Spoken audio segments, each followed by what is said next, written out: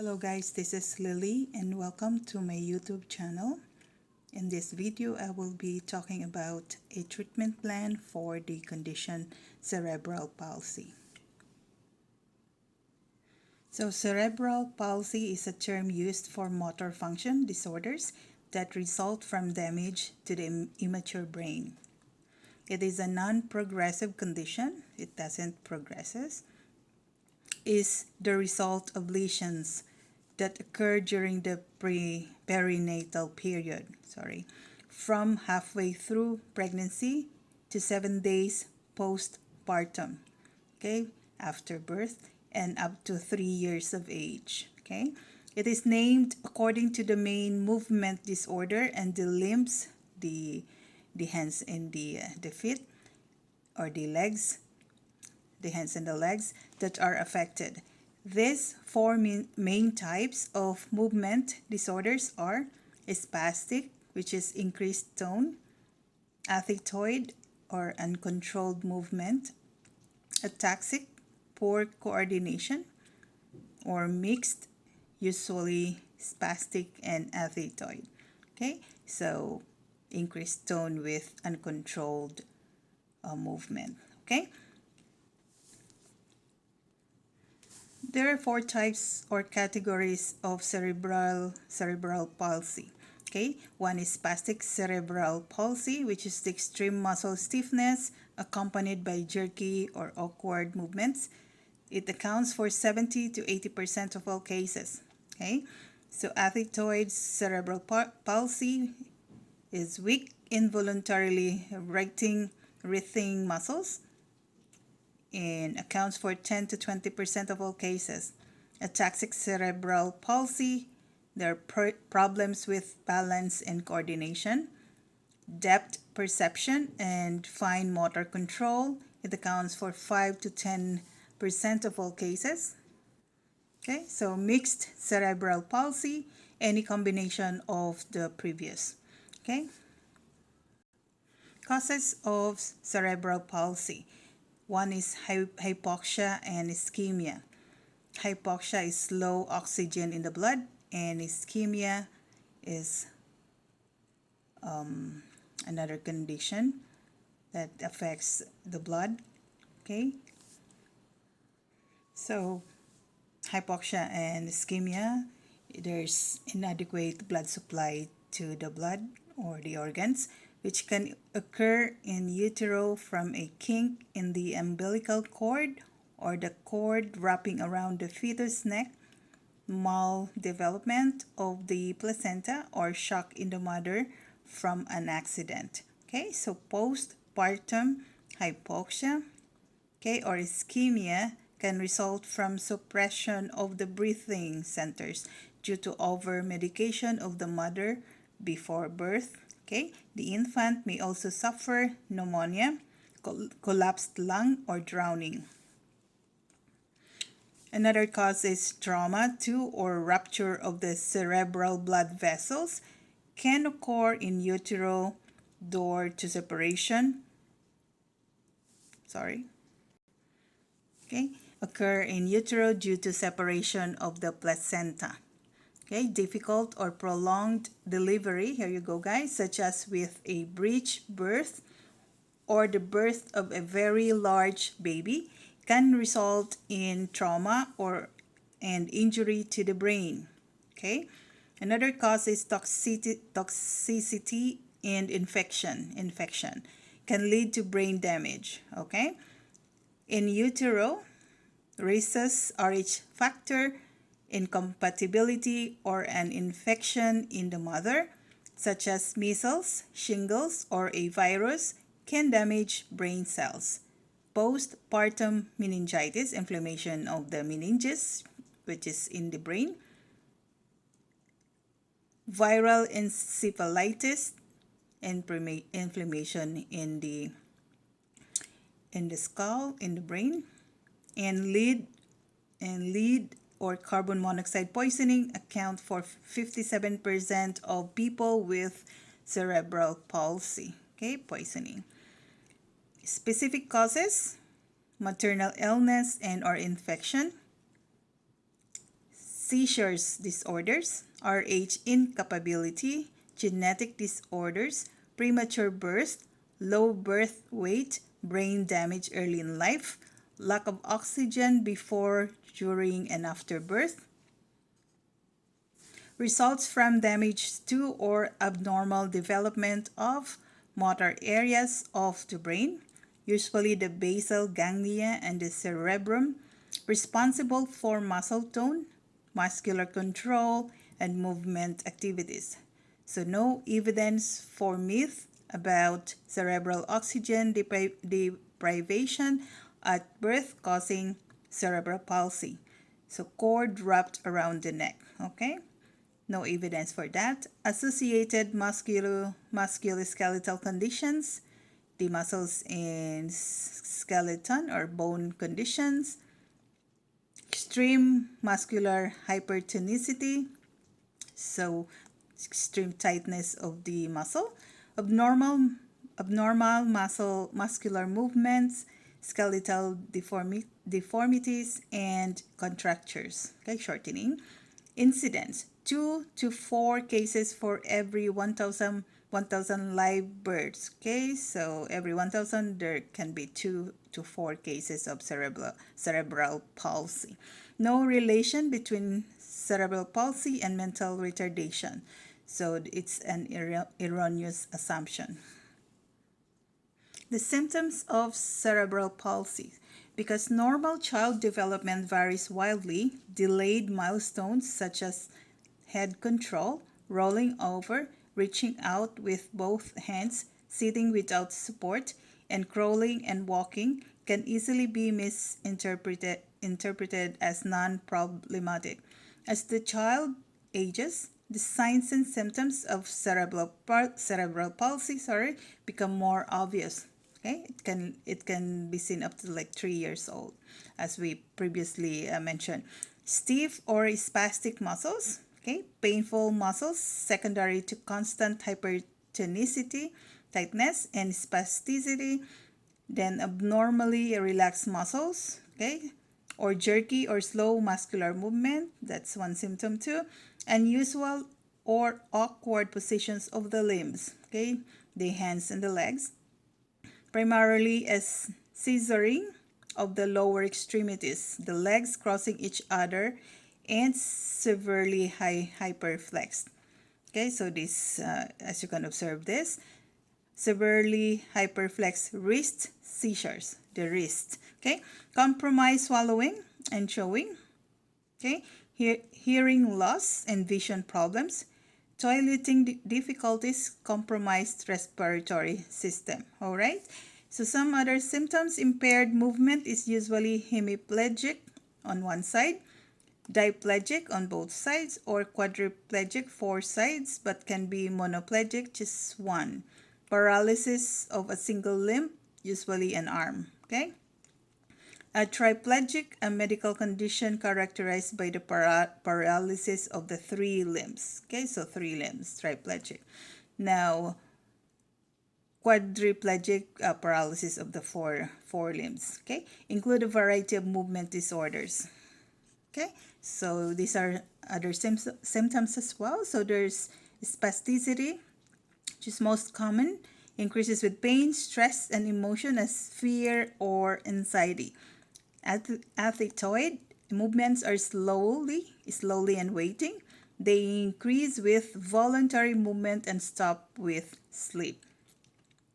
Choreiform movements are quick and controlled and without purpose. Don't stop with feelings. Okay, ataxia, lack of coordination and clumsiness of movements. Okay, no coordination of movements. Flaccidity, present in first and second year, will change to spasticity or athetoid movement. Okay, after the first and second year. Then reflex movement may be present, affected muscles sensitive to stretching. Okay. Additional pain can result from muscular, pertaining to muscles, neurological, to nerves, and bony changes, to bone changes. It may be acute or chronic. Acute, sudden, chronic, lasts for a long time, caused by long-term postural changes and imbalances, okay, which result from impaired movement or compensation. So if you have imbalances or your movements are impaired, then some other structures or parts of your body will compensate so that you can do the activity, or you can just, do your, balance your body while you walk, while you do some activities. Okay. Now, cerebral palsy causes many postural dysfunction. Okay, so you can get scoliosis, which can be present, hyperlordosis. Okay, scoliosis is curving the thoracic area, the rib cage area towards the side. Hyperlordosis is a deeper curve on the lower back. Okay, the lumbar area. And hyperkyphosis is the outward curve on the thoracic area, or the mid back, okay, towards the back. The outward curve may be present. Now, the next is contracture formation, which reduces range of motion. Contracture, so hardening of the tissue on the affected area, that will eventually reduce range of motion. Okay, your movement of your joints increases functional losses. So once you have less movements, then your function is less as well. Okay, other symptoms include stenosis, hardening, osteoporosis, your bone becomes brittle, epilepsy. You know this, it's a condition as well. Okay, tissue health, have problems with health of your tissue, the muscle tissue, other soft tissues, bowel and bladder function is gonna be affected as well. Okay, your defecation or removing bowels, other function, speech. Okay, your talking, hearing, vision, seeing, peripheral nerve compression. So the nerve away from the spinal cord, it can be compressed. Okay, bowel and bladder function are usually compromised. Speech may be affected by dysarthria, okay, which is an impairment of the muscles involved in producing speech. Hearing impairment, vision can be normal or limited. Okay, here you go, guys. Now let's move on to part 2, which is the subjective component. So we're gonna find the health history questions here. So you're gonna ask your clients during the assessment during the treatment these questions. Could today's weather changes have caused him pain? Okay. How can I check on his emotional state? Will his journal accurately reflect his emotions and bodily responses this week? If he's not recording his exercises and pain levels in his journal, how can I help him comply? If he's agitated or depressed, how will that most likely affect his body and our session today? Am I completely calm, warm, and open? And is the room physically prepared for him to get on the table? Are there any conditions present, such as hypertension, diabetes, or kidney disease? What type of cerebral palsy does the client have? We have mentioned 4 types previously. What medication is the client taking? It's very important, guys. Is the client experiencing any pain? Okay, can the client describe the type of pain as well as where, when, how long it is experienced? Very important, guys. Are there sensory losses? Hearing, vision, speech? Okay.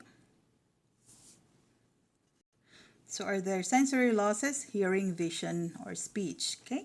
Does the client have seizures? Okay. What type is experienced? What triggers them?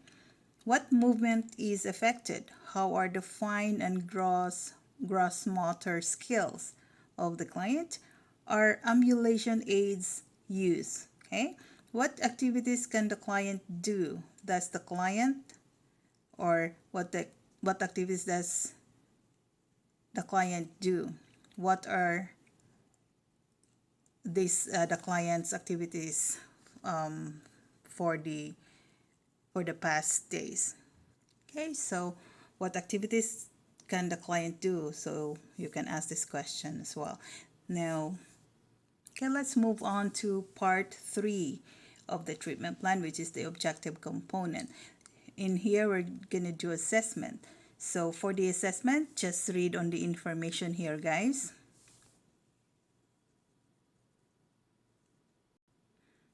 More of the assessment information.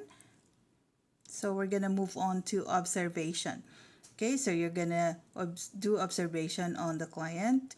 And this information here, guys, just take a look at it. Now we're going to do postural imbalance as well, okay? So which includes cerebral palsy that causes many postural dysfunctions. Scoliosis can be present, so you're going to check for this. Hyperlordosis on the lumbar area, the lower back, and hyperkyphosis on the mid back may be present. Peripheral nerve compressions are possible as a result of postural imbalance, so you're gonna check on this as well. Contracture formation, which reduces range of motion and increases functional losses.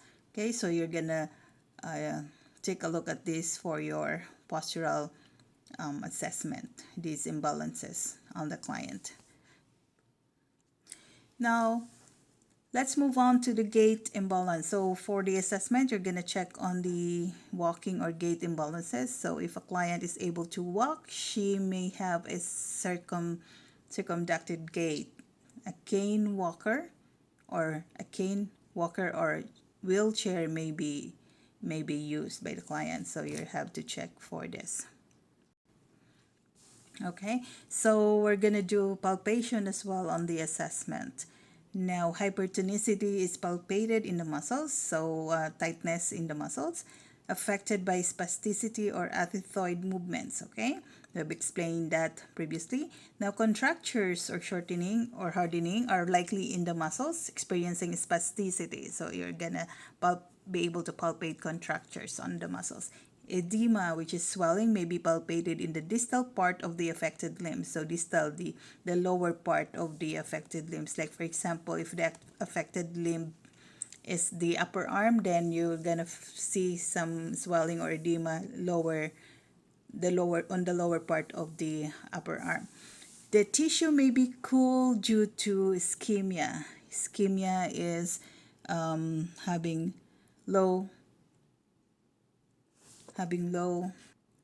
blood supply to the tissue or to the organ, to the affected tissue. Okay, now numerous shoulder, hip, and knee pathologies on the affected limbs may be present. Okay, there may be adhesions like fibrosis, any tight tissue present in the affected site, or signs of inflammation. Okay, there's tenderness, inflammation there.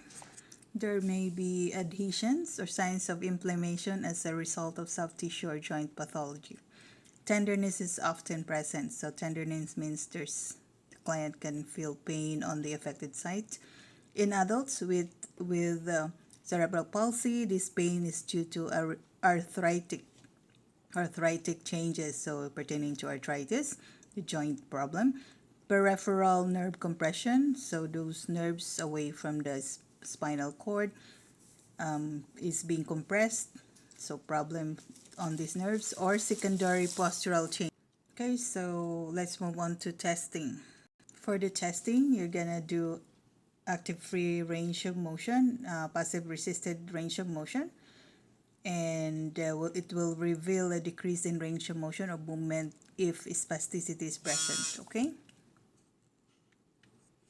if athethoid movements are present, range of motion testing may not yield useful or accurate results. Okay, we have mentioned about athethoid movements previously. Okay, just check on that. Active resisted strength testing will not yield useful results if spasticity or athetoid movements are present. Okay.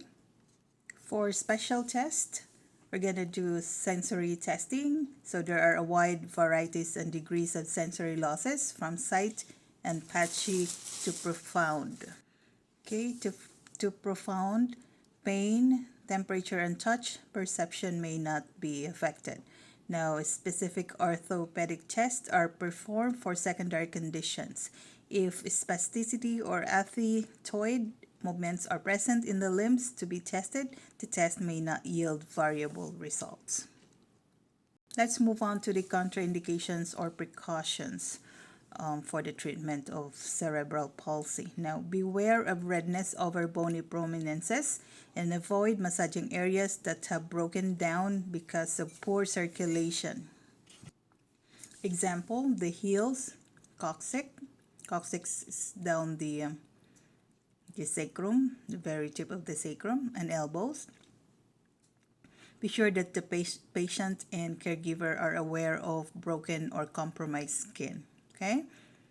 Understand the patient's method of communication. High-dose pain medication combined with possible speech challenges could result in your unintentionally treating the patient beyond his pain tolerance.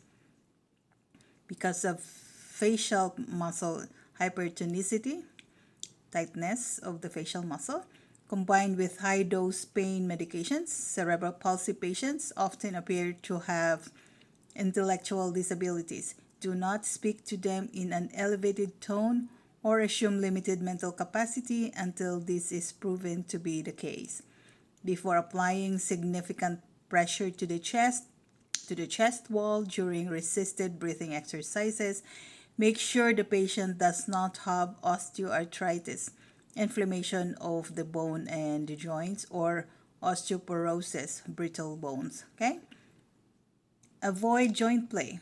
Here you go, guys. And aggressive mobilization techniques such as rib springing or osteoporosis or osteoarthritis if present in an older adult with cerebral palsy. Do not increase sympathetic nervous system firing, your fight and flight response, adrenaline response. Avoid painful or vigorous techniques. Okay. Modify pressure and hydrotherapy. Hydrotherapy is the cold and warm application on the affected area if needed, are altered on areas of altered sensations. So you have to modify your pressure and hydrotherapy, okay, on these areas.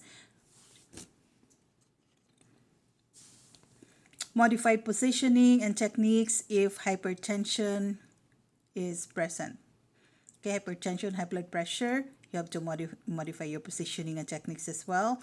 The presence of decubitus ulcers opening on the skin is a contraindication to local massage. So whenever there's skin opening or ulcers or lesions, you do not massage locally or on the area. It's really contraindicated. Okay, avoid frictions if client is on anti-inflammatory medication. So you do not do frictions technique because the client cannot.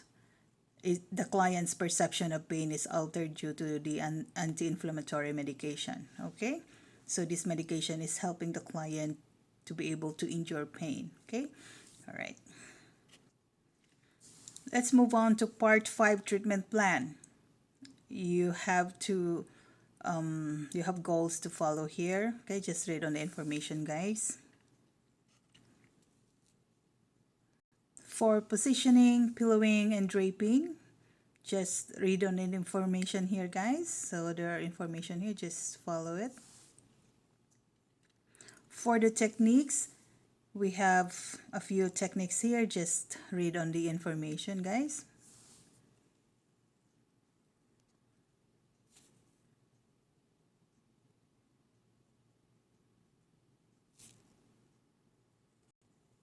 More techniques.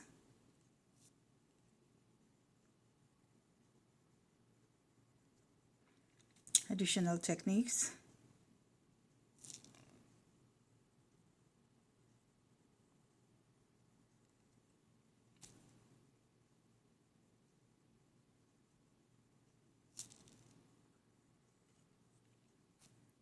More techniques.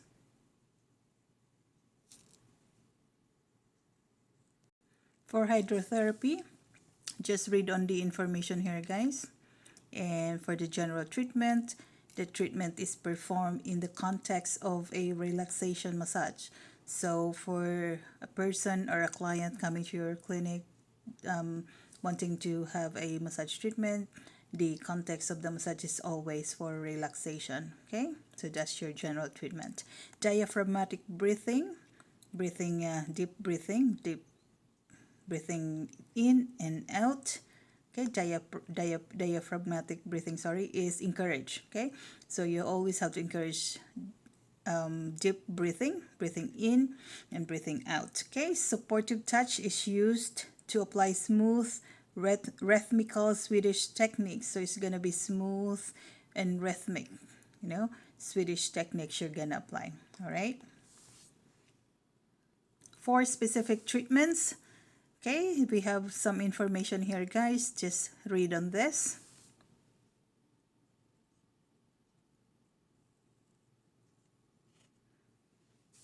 Other information for special treatment. Okay, so now let's proceed to the goals.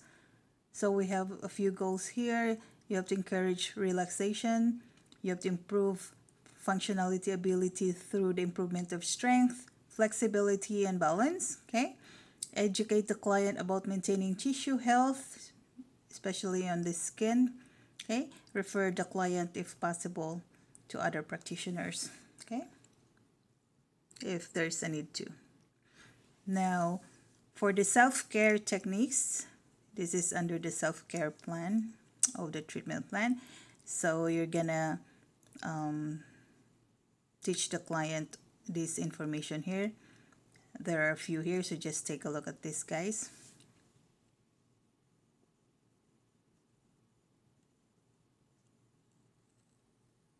Okay, for the treatment frequency, for cerebral palsy is a permanent condition. Therefore, treatments are regular and ongoing. Okay, one hour weekly treatment. 1 hour treatment or 1 hour weekly treatments have been shown to be beneficial.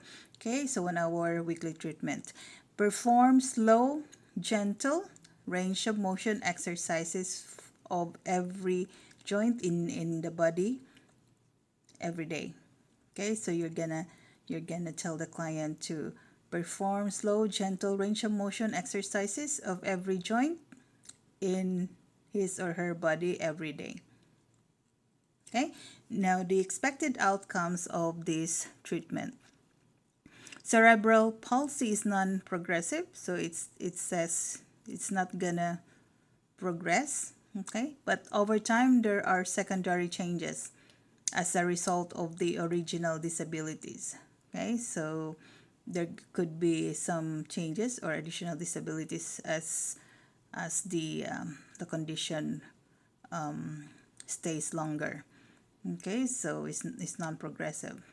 Many clients do not participate in rehabilitation programs as adults, although these are helpful in increasing tissue and joint health. Okay, so for the client having cerebral palsy, it's important to undergo treatment to help for tissue health and joint health. Okay. There seems also a tendency to visit physicians less frequently than would be healthy. So it's important as well to visit your family physician for a client having a cerebral palsy condition.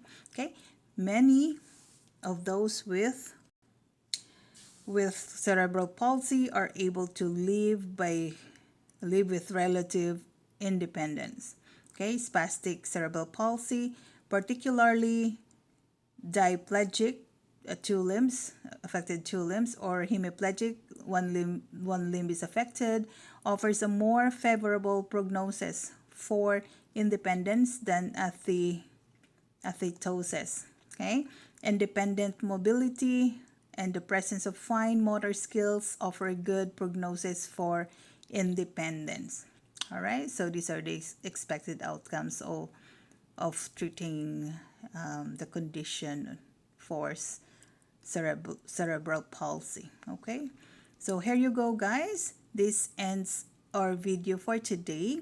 Thank you for watching, and please subscribe, like, share, and comment on this video.